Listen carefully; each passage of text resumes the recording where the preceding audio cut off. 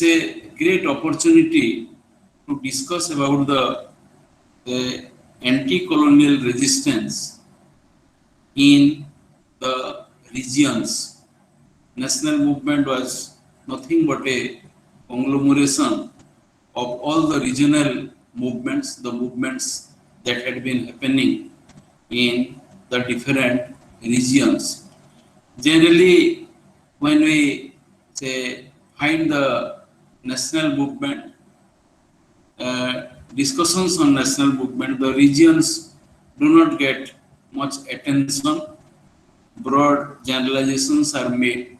So here is an occasion to discuss or to focus about the anti-colonial movement in Odisha.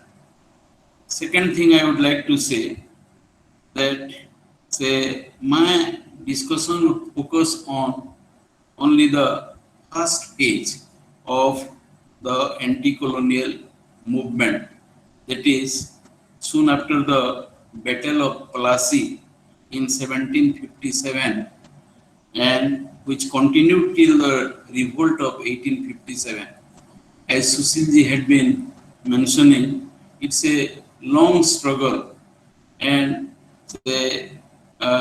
I'll not be discussing the entire struggle, only the first phase of the struggle. The anti-colonial movement in India could be divided into two broad phases. The first phase began soon after the British conquest of Bengal, after the Battle of Plassey in 1757, and continued till the revolt of 1857. While the second phase began in the late 19th century, that is after 1857, and continued till the achievement of independence in 1947. Here our focus is on the first phase. The first phase, with the sole objective of overthrowing the colonial rule, was marked by a series of civil rebellions, both major and minor, and wherever the British reached for consolidating their rule. These rebellions were led by the Rajas, Jamindars, and the ex-retainers and the officials of the conquered Indian states. The main participants included the recruited peasants, ruined artisans, immobilized soldiers, and the tribals who had been the victims of the drastic colonial changes both in the socio-economic and political sphere. The traditional ruling class, comprising the Rajas and Jamindars, etc., had been displaced, and the peasants, artisans, and the tribals had been enraged by the intensifying colonial demands. The traditional intelligentsia and the priestly class had been upset by the foreign character of the British and incited the people against the colonial rule. They feared that their religions and their customs and traditions were in danger because of the British. The leadership of these resistance movements remained in the hands of the traditional feudal class, which presided over the polity during the period. These rebellions were massive in their totality, but were wholly local in their spread and isolated from one another. They were due to the local causes and grievances and were localized in their effects. They represented common conditions, though separated in time and space. They suffered suppression in the hands of the colonial power, which had the backing of most modern arms and most sophisticated technology of the time. It was an asymmetrical battle between the traditional arms and modern arms. The suppression of the civil rebellions was a foregone conclusion. However, these resistance struggles set a strong tradition of defiance, which thwarted overt racialism in India in the days to come. Secondly, though the traditional arms had considered defeat, the British realized that modern arms alone would not sustain their rule in a colony like India. This led them to evolve the colonial ideology, the racial ideology, which supplemented their arms for perpetuating the colonial rule. Since then, the colonial ideology and the arms together were used to create the myth of invincibility of the colonial rule. The rebels, despite being ruthlessly suppressed, inspired their countrymen to fight the injustice unleashed by the British rule. They made the supreme sacrifice of their life and property to live up to their belief.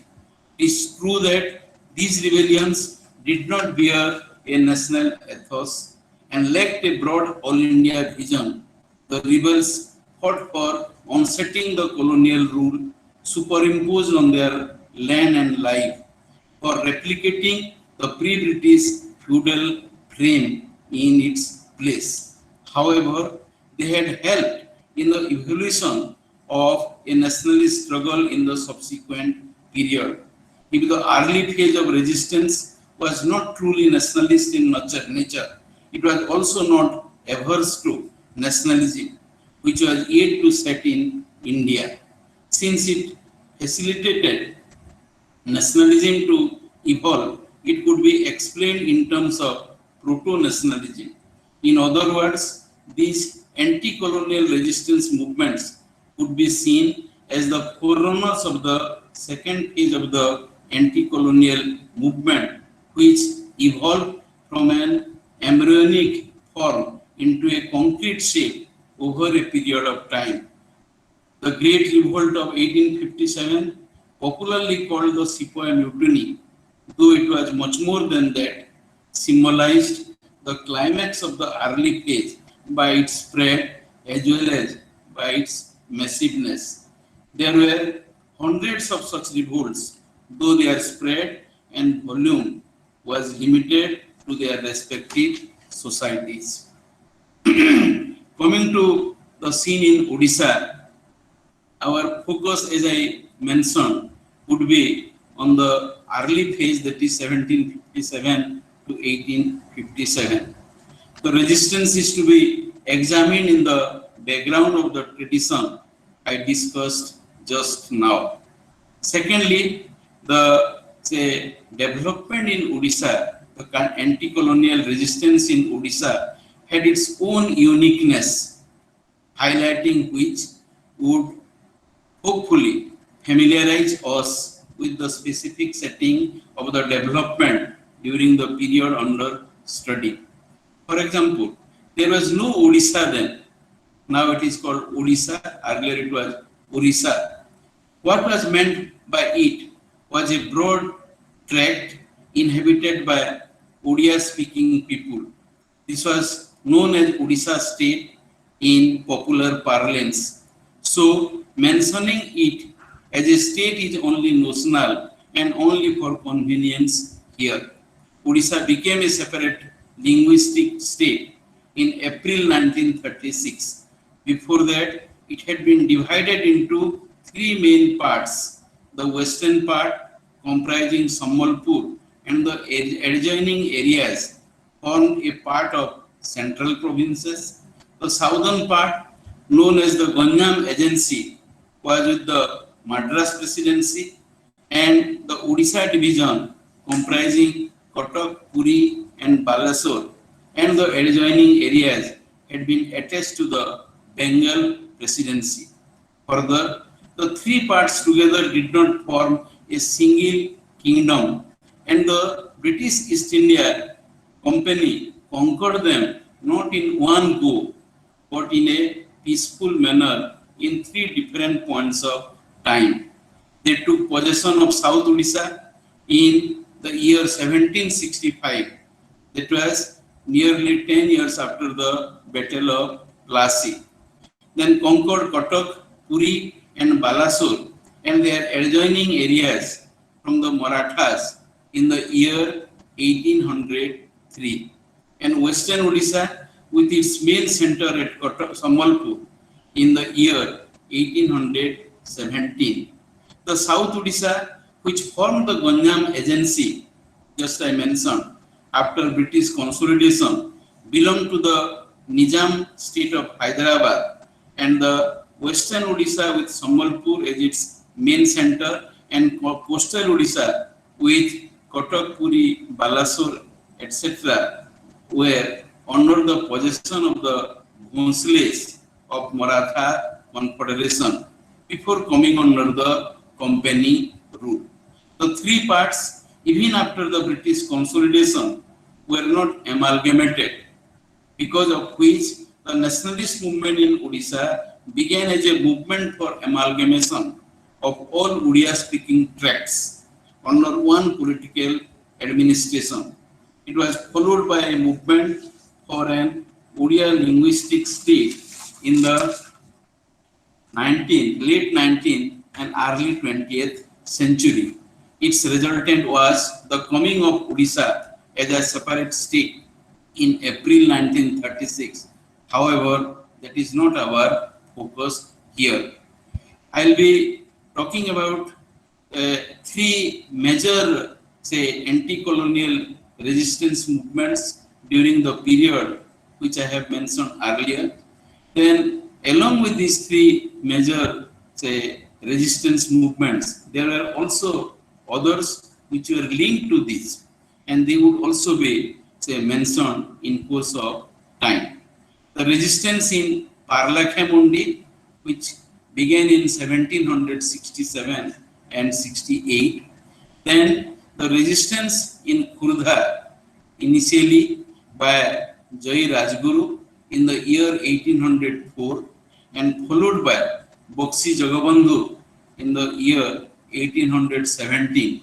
And the third major, say, resistance or civil rebellion was the, say, rebellion of Surendra Sai in Sambalpur, which, say, continued for a very long period, 1827 and till 1864, that is, even after the suppression of the revolt of 1857, it had been there and it had been causing trouble to the British.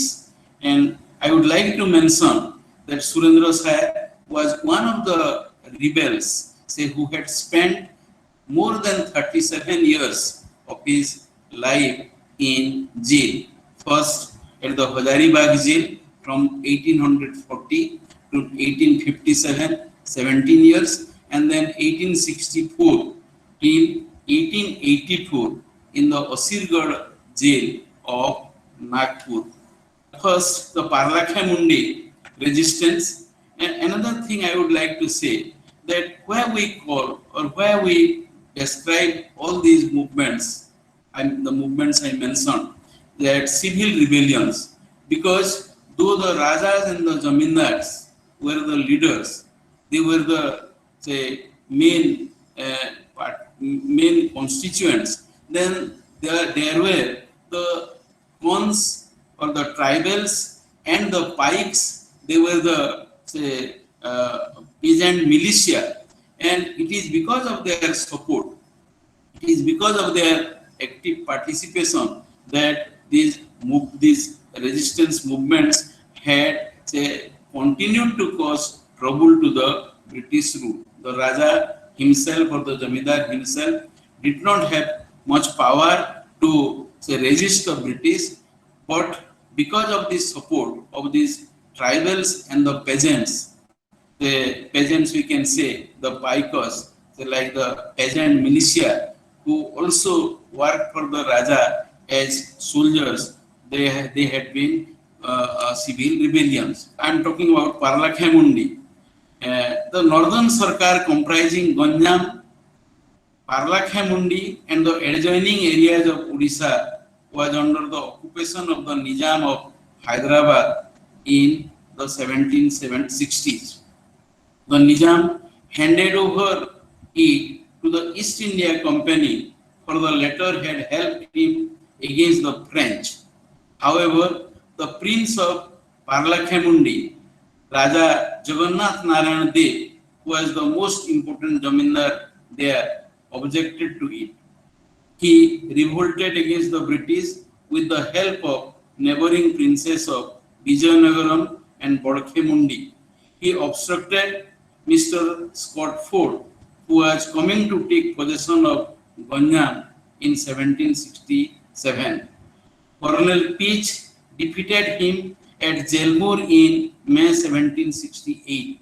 Jagannath Narayan's son Gajapati Dev continued the fight after his father's death in 1770.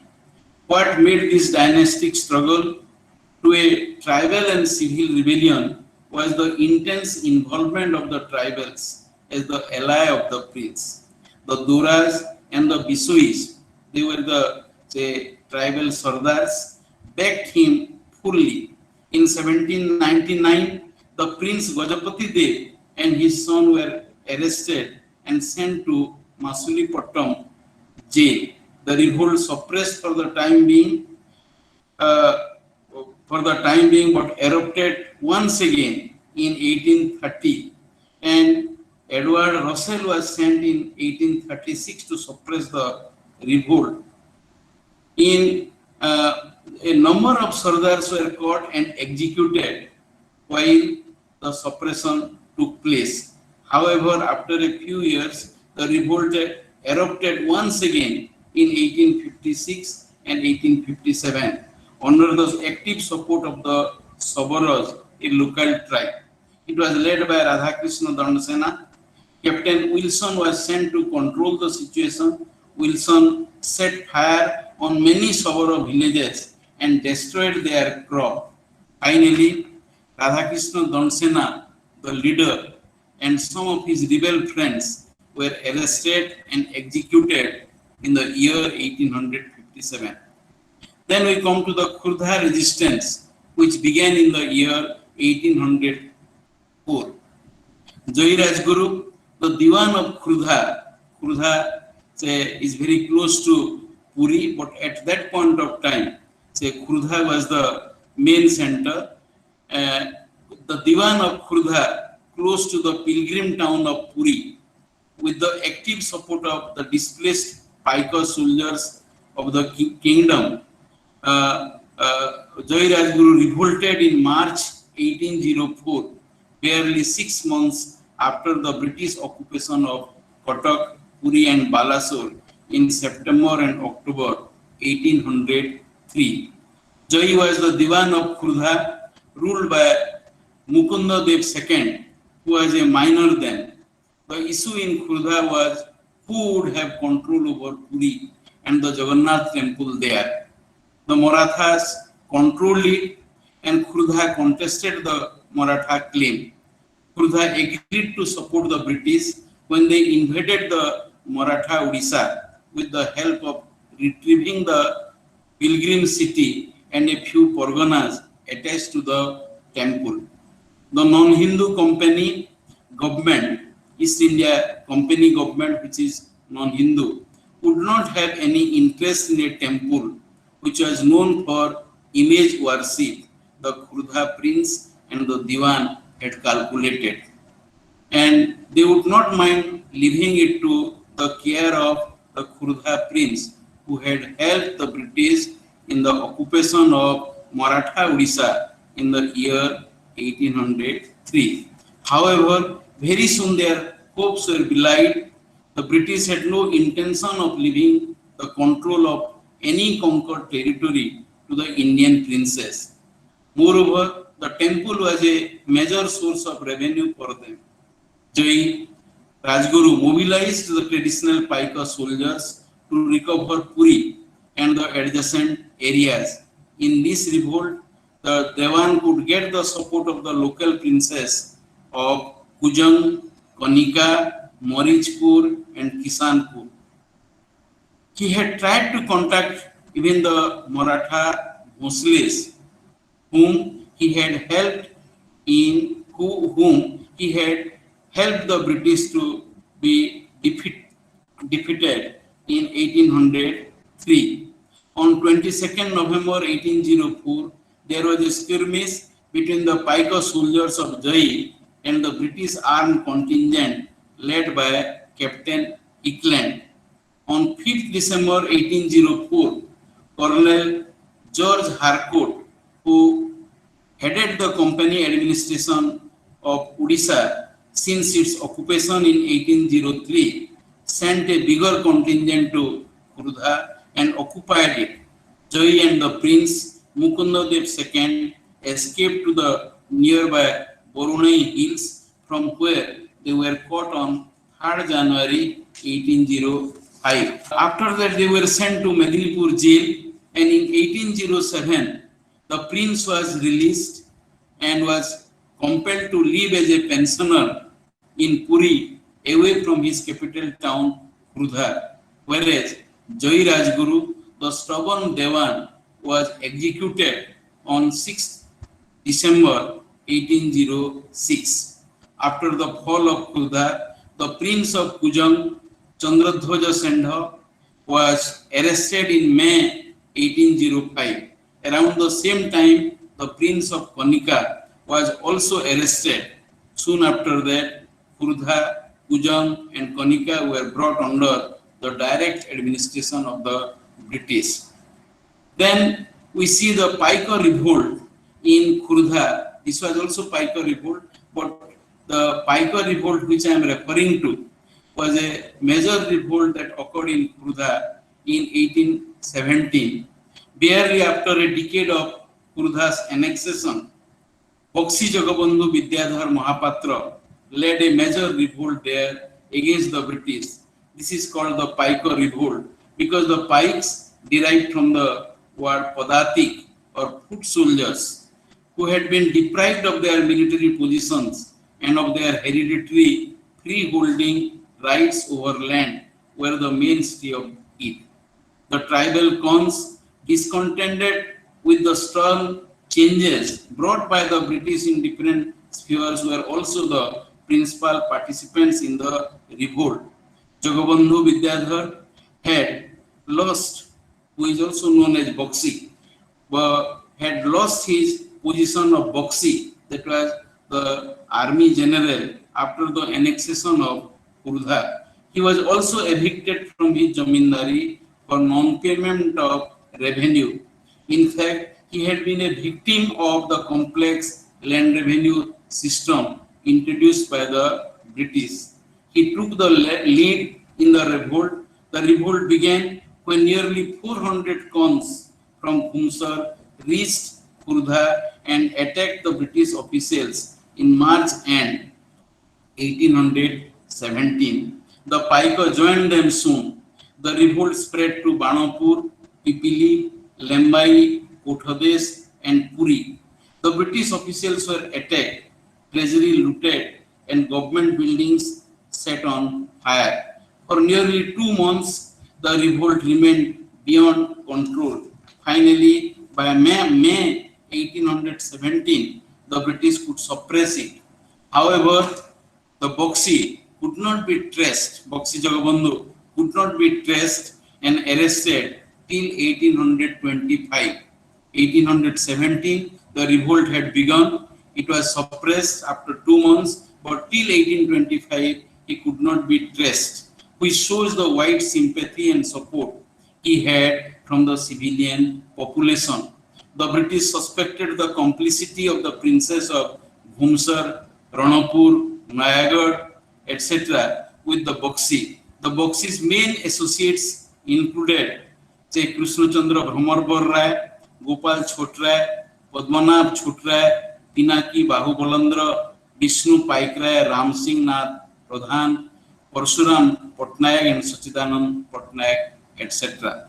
The Kurdha Pike Revolt was a major revolt in Odisha, which is claimed to be the first war of independence because it occurred exactly 4 decades earlier than the revolt of 1857. The Kurdha Revolt was in 1817 and 4 decades before the 1805 57 revolt. Recently, on the occasion of the bicentennial of the Pike Revolt in 2007, just 4 years before, the claim had generated, this claim of first war of independence, had generated a stir, and a resolution had been passed in Odisha Assembly to confirm it, to give the status of first war of independence to this revolt.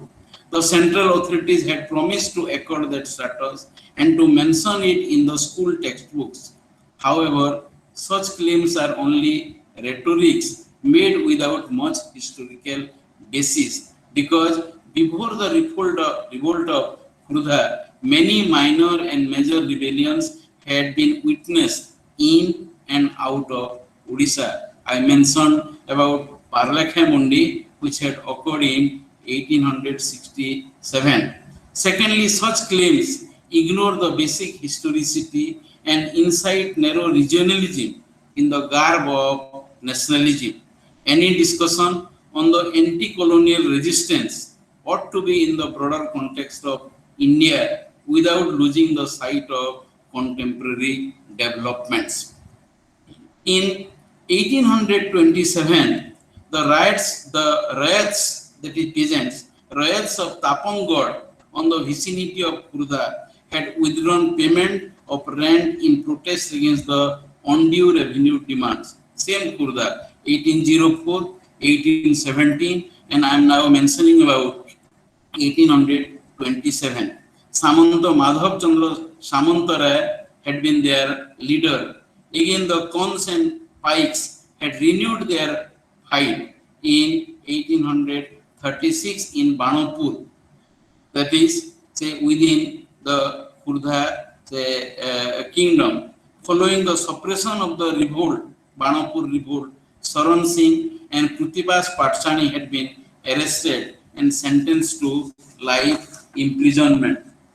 Then I would come to the Ghumsar uprising by the Cons. Cons were a tribe, that is in 1834 and 36. The Jamindar, locally called Raja of Ghumsar, Dhananjay Bhanj, was arrested for non-payment of revenue and disobedience to the company government. You would see that, say, most of these revolts were, say, led by the Rajas or Jamindars, and their, say, fault was that they had not been able to pay the revenue which was rising every day and every year. They were not able to pay, and this default in payment would, say, incite the British to dislodge or displace them from their throne, and after that, with the support of the people, the prince or the dispossessed or the displaced prince would start the revolt. This was also the All India trend. He was kept in Ganjam Fort Jail, this is Dhananjay Bhanja, in 1818.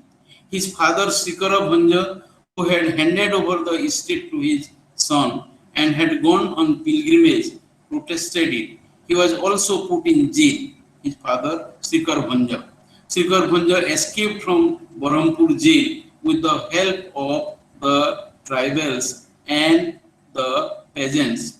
The Kurdha, the Kon tribals supported the prince because they hoped only the prince could halt rapid changes brought by the British. This forced the British to reach an agreement with the Sikar, who was reinstated in May 1819. In the year 1832, Sikar wished to retire from this position and handed over the Jamindari to his son, who had revolted earlier. Now, again Dhananjay defaulted the payment of revenue and prohibited the company officials from Ghumsar. The Cons continued their support to him. What had enraged the Cons, the tribals, local tribals, the most was the ban on their age-old custom of Meria or human sacrifice. Whereas the British considered the practice of Meria out and out inhuman and non-negotiable, the Cons took it to be an undue infringement on their age-old social system. The overzealous British officials banned it on gunpoint before convincing the tribals about its inhumanness. The basic difference between the traditional prince rule and the British rule was that whereas the former whereas the former believed in minimum state interference in the tribal tract. The latter changed it for over administration with the twin objectives of maximizing their revenue demand and carrying their reformatory mission. This had brought the tribals, including the Khons and Savaros and many other tribals, to the prince side. They hoped to onset the new colonial policies with the help of the displaced Rajas and Jamindars, who tolerated the tribal social practices and often cajoled their subjects for payment of state dues. This, however, does not mean that the pre-British prince rule was unexploitative and unrepressive in nature. Unlike in the pre-colonial time, now the colonial demand for appropriating the resource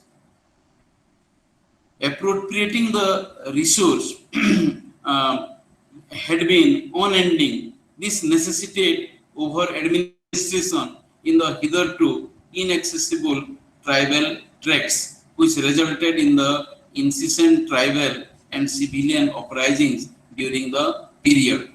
In November 1835, Colonel Hudson occupied Bhumsar. After this, the Khons revolt intensely in Bhumsar, which continued for many years.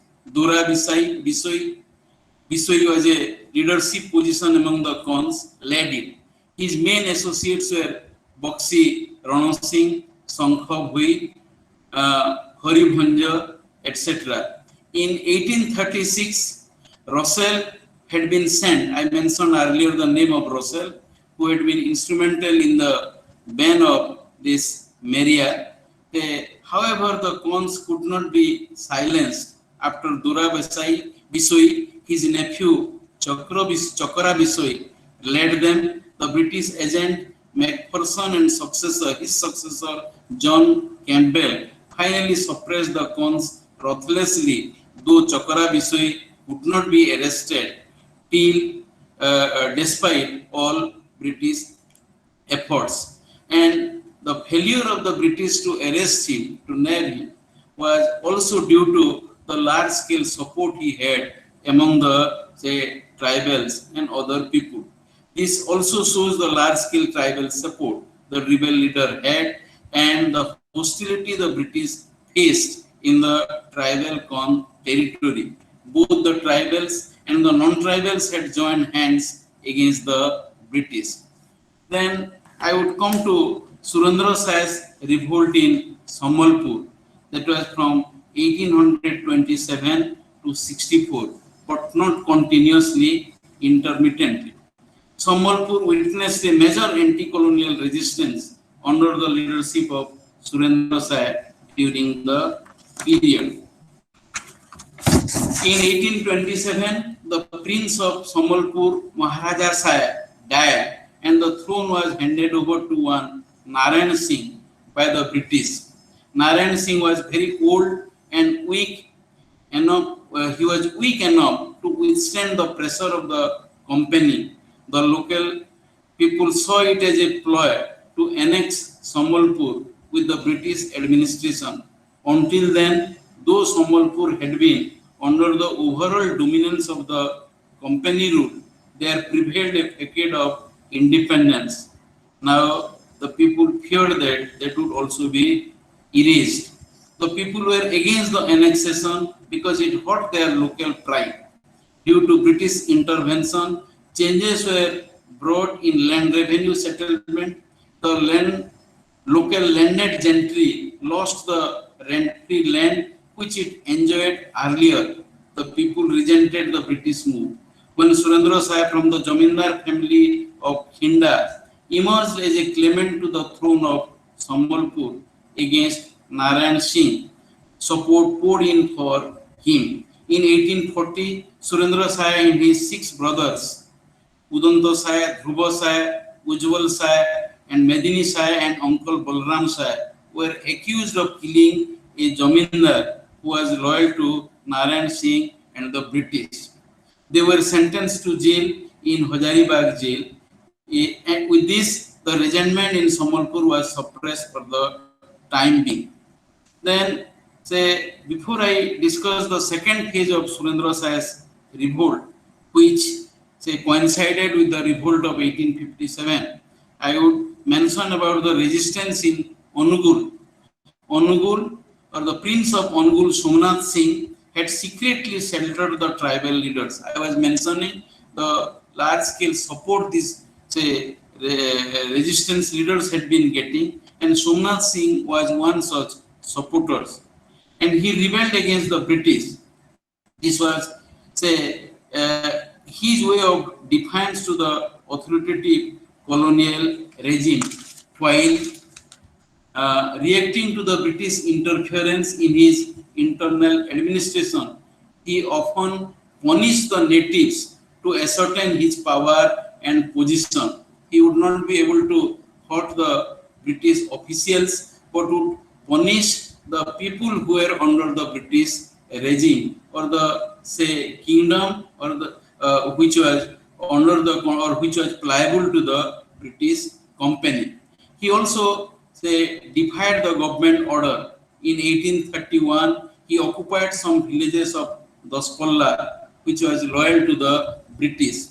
This was a neighboring state of Ongul. In 1846, a village of Hindul was also occupied by him. There were acts to ascertain his independence. These were acts to ascertain his independence and to challenge the British.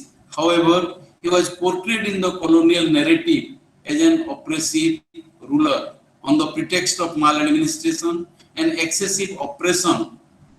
The British annexed Onugul and deposed Somnath Singh from the throne in 1848. It was a ploy which suited the British annexation policy. Somnath Singh revolted and was arrested on 1st February 1848. Along with him, many other rebels were also sent to jail. On 23rd November 1848, 17 of these rebels who had been put in Kotak jail escaped from the jail after attacking the jail staff and looting their arms. In the resultant clash, 5 jail staff and 15 rebels were killed. The company government suspected Somnath Singh. It was his plot against the government. Despite being in jail, he had plotted and he had arranged his people to attack the jail staff and to escape from the jail. Due to this, Somnath Singh remained in jail in Kotak and then in Hazaribagh till his death. Onugul had been brought under direct British administration on 16 September 1848. Since I am consuming my almost exhausted my time, I'll leave certain other minor revolts and come to Odisha in 1857. The Great Revolt of 1857, which began in the army cantonment of Meerut on 10th May 1857, spread all over India on some form or other. Odisha had also been impacted by it. The second phase of Surendra Sai's revolt had been witnessed in Western Odisha during this period.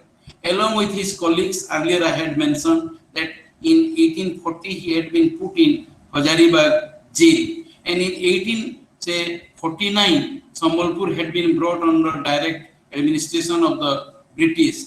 This enraged the people. This made the people more rebellious, but due to the lack of want of a leader, probably they had to keep quiet for some time. The direct administration led to unusual hike in land revenue demand. The village headmen, priests and many others were dispossessed of their rights over free land holdings. The resentment became intense and people were waiting for a leader to lead it. In 1857, the Great Revolt of 1857 broke out in Meerut and spread to other parts of the country, especially in northern India. Following this, the rebel sepoys broke open the jail of Hazaribagh. Surendra Sai and his brothers came out of jail and marched towards Sambalpur. In October 1857, they reached Sambalpur, and since then they led the revolt. In the revolt, there were many jamindars.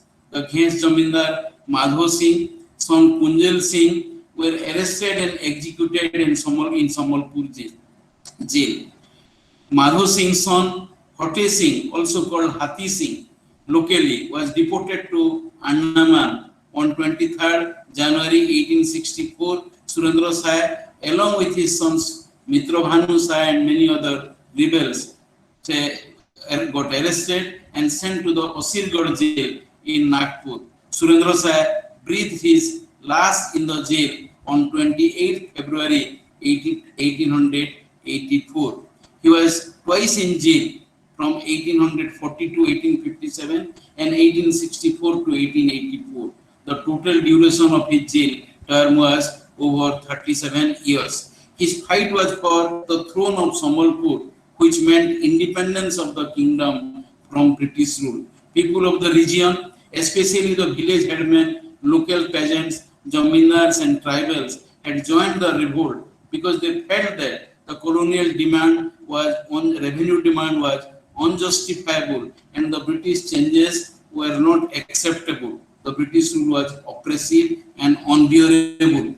Their local pride had been hurt due to the British intervention. They all had fought for local pride at a time when nationalism was yet to take roots and the general mass of people was yet to take possession of the politics. It is true that Surendra Sai and his rebel friends had not been in any direct contact with the main leaders of the revolt of 1857.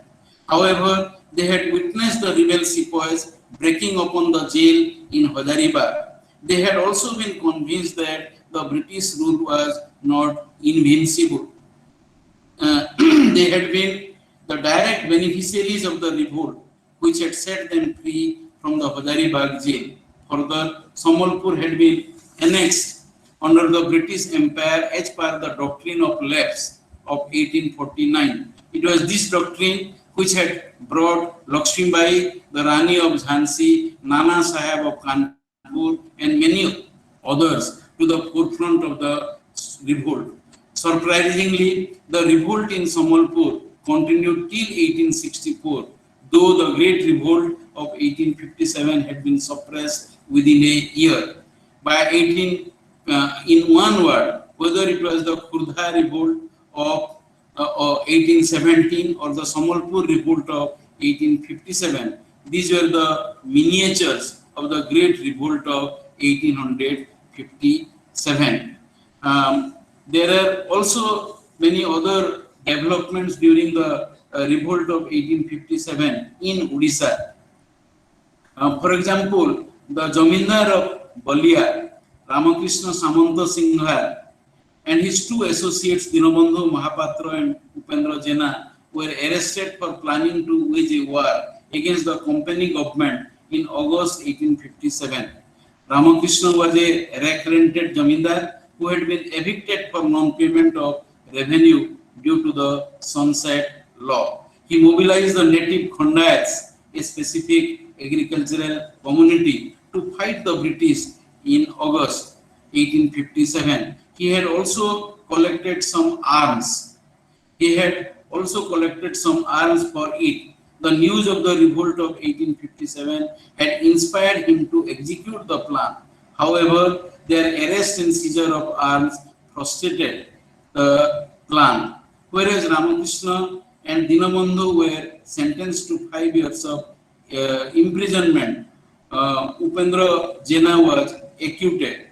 Whether it was this man Ramakrishna Samanta Singha or Surendra Sai, formally they had no contact with the rebels of 1857.